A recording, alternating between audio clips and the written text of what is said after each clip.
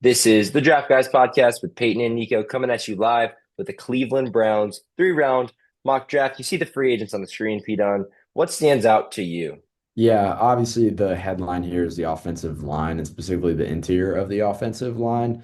They needed to bolster that room because it was bad last year and then a lot of the guys left. And so they got guys in there for a lot of money. They spent a lot of money there, but they plugged some holes. So hopefully that is a room that is better than it was last year.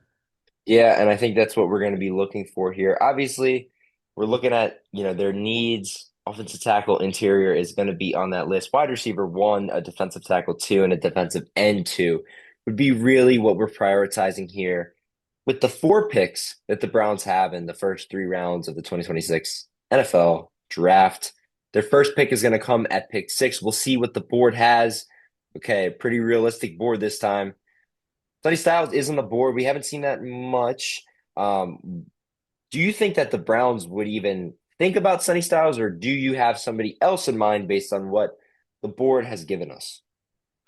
I think they would, maybe not, because they got Schlesinger last year, so I think they feel pretty good about that. My mind still goes offensive tackle or receiver here.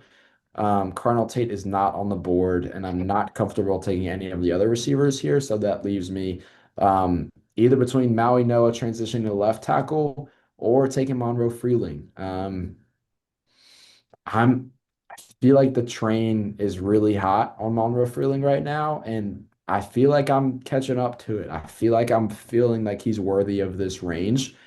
You bet on the upside that he played with the last 6 games of the year and trust that he's a really good athlete and can develop. And they have all over the holes filled on that offensive line except for left tackle. And I think you take the chance on Freeling here. Let's do it. Maybe a crazy thing, but he's one of the true tackle prospects in this class. It's going to be no differentiation there. We'll move to 24, which is their second first round pick after they just took offensive tackle. And we'll see how the board falls to them. Okay, so you got a few guys here. Avion Terrell is here. CJ Allen is here. You got TJ Parker. You got a quarterback, Ty Simpson, in the mix. Could be interesting. Yeah, just some other guys later down the board. We'll take a really quick look at the wide receivers. Not much. They really cleaned house with some of the best guys in this class. Pete, what are you leaning towards? I'm leaning towards TJ Parker here to get an edge rusher across from Miles Garrett. It's someone that I haven't mocked here consistently, but with KC not dropping, KC Concepcion probably my favorite pick at this spot. I think TJ Parker might be the pick here. Love it. Yeah, let's put that in. No doubt about it. They've needed that second defensive end in this system next to Miles Garrett. And we're going to get a really good one with TJ Parker, who I think projects as a true defensive end and not an edge outside linebacker. We'll move on to some of their later picks here. It's at 39, not too far off in the second round. You got some guys still on the board. Okay. Looking at Blake Miller, obviously, but they're not probably going to go offensive tackle again. Yeah, I mean, offensive tackle, wide receiver here. You got some corners. Linebacker Anthony Hill is there. What else do they need? Still need a receiver. I don't know. Pete, what are you leaning towards? Yeah, Denzel Boston being here, a true X receiver at 39 that you know is going to be good in that role for a while. I think it's an automatically a pretty significant upgrade over Cedric Tillman. I think that's a really good pick for this range. I didn't love him at 24. I like him a lot at 39. Yeah, this is a really good spot for Denzel Boston. They're saying he's going to drop into the second round. That's what I'm hearing, but I don't think he should. I think he's a really good football player. You're looking at my board.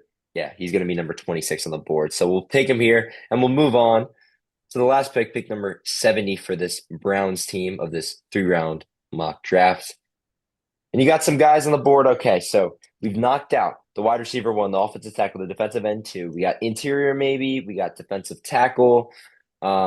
Maybe a linebacker you could mix in. Maybe a center. That could be a really good spot. You got guys on this board. Didn't fall the best. I don't think you're going to double up on edge, but there are two good edge rushers. There's plenty of defensive tackles. Pete, on what comes to your mind?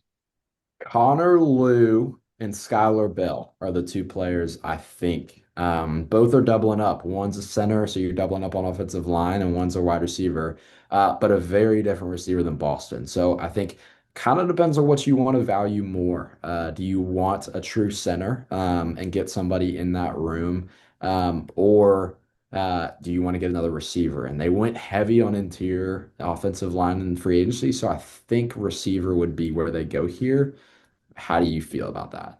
I think it's hard to go receiver. Connor Lew is just the number one center in this class. Obviously, they had a lot of turnover with the free agents. So I would lean Connor Lew. Obviously, Skylar, but you maybe could get him at a different pick. You could also get more receivers if you need them later. Malachi Fields is there, for example. So I think it should be Connor Lew. Let's do it. Awesome. We'll do that. And that'll end it for us. We'll look in to their four picks. Peter, what are some thoughts? Yeah, this is a great draft. You got your left tackle, you got some depth on the offensive line, you got a weapon for whatever quarterback's coming in, and you got a really good player in the first round at edge rusher to pair opposite of Myles Garrett. I mean, this is an A draft if you are the Browns. You're very, very happy with how it's turned out. Cleveland did it great last year. We'll see if they can do it again this year. We thank you guys for tuning in.